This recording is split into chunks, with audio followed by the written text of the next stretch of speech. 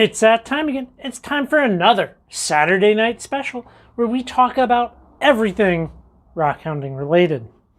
Well, I have not been getting as much time in the shop, at the microscope, or any of those types of things as I would kind of like, but to be totally honest, the weather is perfect weather. So we've been out rockhounding and just hitting a bunch of spots, which realistically, this is the time of year to be doing that. You know, I mean, I have all winter for computer and microscope and lapidary work, so we've just kind of been in the mode of getting stuff, you know.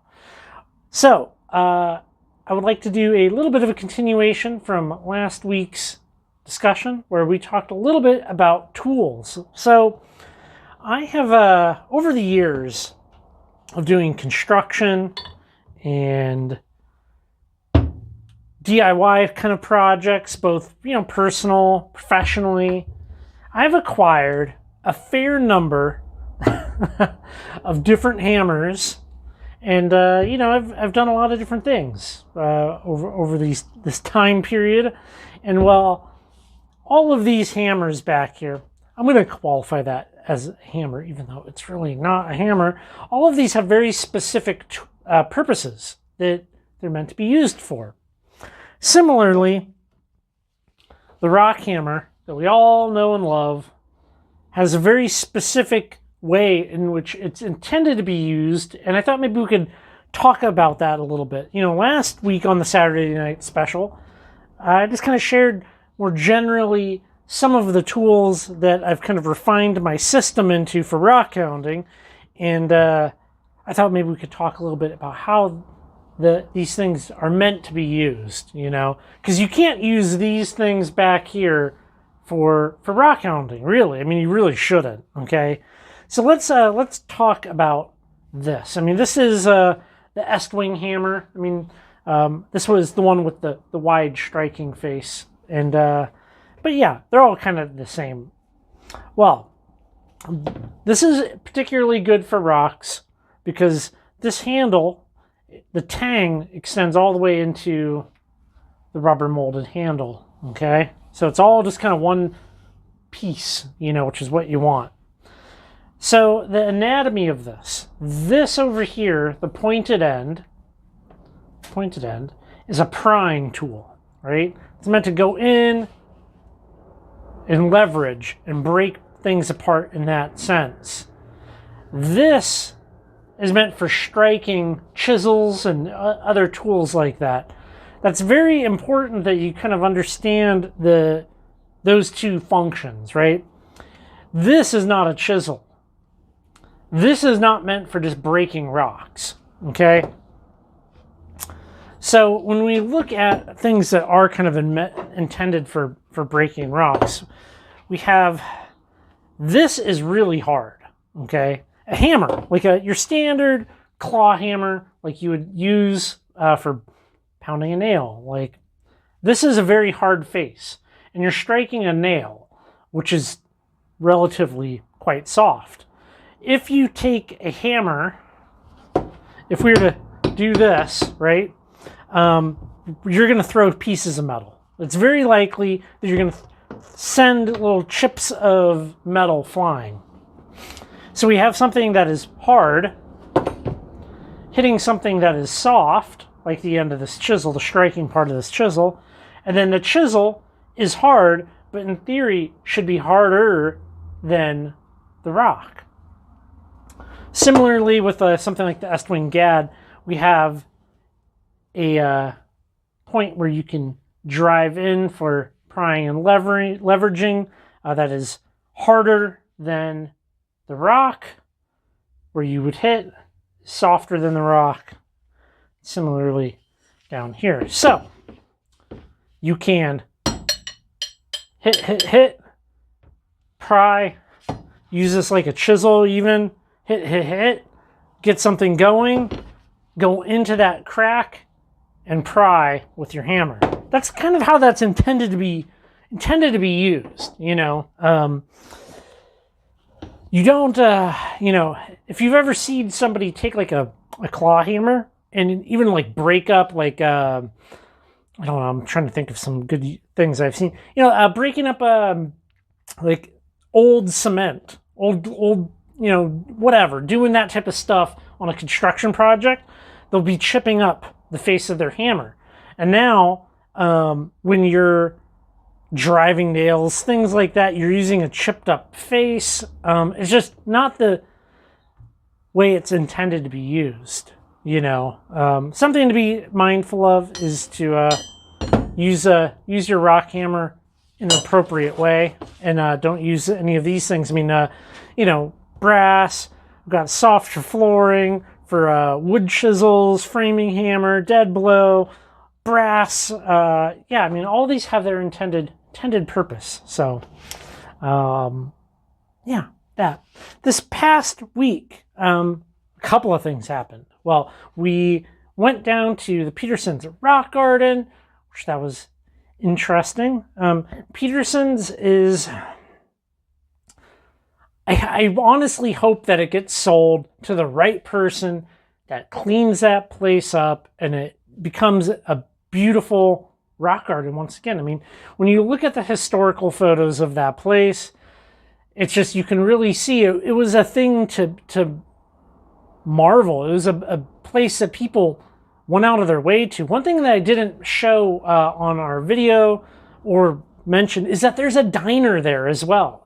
So, I mean, imagine this roadside attraction, beautiful gardens, fountains, amazing rocks, a museum, a diner. Like, I want to see it saved. What can I say? I want to see it saved. I think the Peterson Rock Garden is just truly an amazing place. Well, also, this makes it look like I eat a lot of peanut butter pretzels. Maybe I do. These are all the lily pad thunder eggs that we collected. Well, Sarah wasn't there for me. I guess me and the dog. Me and the dog collected these, Central Washington. A lot of fun. Man, that's a lot of eggs to work through come winter. I was hoping to have the time to maybe cut some more of them, but it's just did not happen. But we can look at some of the ones again. Now, these are quite cool little eggs, and kind of my goal is to work through this, right? I want to pick, like, I don't know, top 10 after I cut through all of these that represent the locality, and they will make it into the display case. I actually, maybe we could show this sometime. I actually, down there, I have a whole bin of cut thunder eggs that are labeled and bagged, waiting for display. I have actually an extra display case in the house now that's entirely empty, that's new, that it might actually kind of be mostly a thunder egg and zeolite case, and I'm trying to get that together. Got to do some electrical work in the house, have an outlet, but I think something like that's going to be a good use for these. I don't intend on this jar just being a jar of uncut thunder eggs. I definitely plan on going through that this fall when I actually have some time for it. Some of it is just very cool to be able to see, like some of these eggs are very, very pretty, very fine little fortification in them, and it's a great spot to go visit. This past week as well, something kind of fun came out. This is my local free newspaper, and while some of you have already maybe seen this because I shared it on the community tab, but I think it's kind of cool. We, the Currently Rockhounding Project, got featured in the newspaper. Lovely write-up talking about rockhounding and all the good things that you can go and do and all of that stuff. I'm going to drop a link down below to the Inlander, and you can go give that a read. It's kind of cool to, I don't know, have some reach, I guess, There's so many places to go and rockhound at and check out. Like, here's my problem. I do not have enough time, or gas money to go to them all. You know, I would say just here in Washington, I think a fair estimate would be there's probably about 2,000 or so interesting rock localities.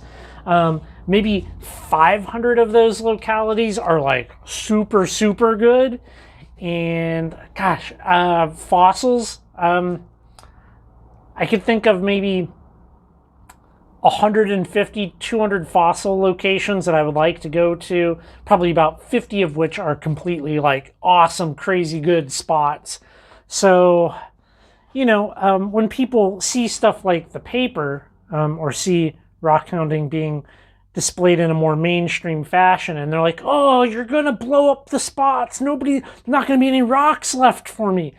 You know, that seems like a scarcity mindset that has no basis in reality. You know, it's just, there's so many locations where I've shown them and I'm like, look, there's opal, there's right on the side of the road, here's roadside crystals, and I come back 3 years later and it doesn't appear like anybody's even gone there, and material's all still there. So, you know, I don't think that's really holds up to scrutiny very well. As well as there's just so much. There's plenty of rocks to go around. But anyways, I felt like that was kind of cool to be able to make it into the paper like that, and yeah, that kind of neat. Well, busy, like I was saying. I don't have a whole lot to share with you this week, so we'll keep this one a little short. However, starting next week, the videos for a little bit, we're going to be making our way into Southwest Washington and then down into Oregon, and there's going to be a long stretch of videos down in Oregon, but it's pretty good. We found some pretty good stuff over the past couple of weeks, and it was awesome, and I think everybody will enjoy that. Well, hey everybody. Thanks for coming by, checking out my collection of hammers, looking at my little tiny thunder eggs, and I'll catch you in the next video.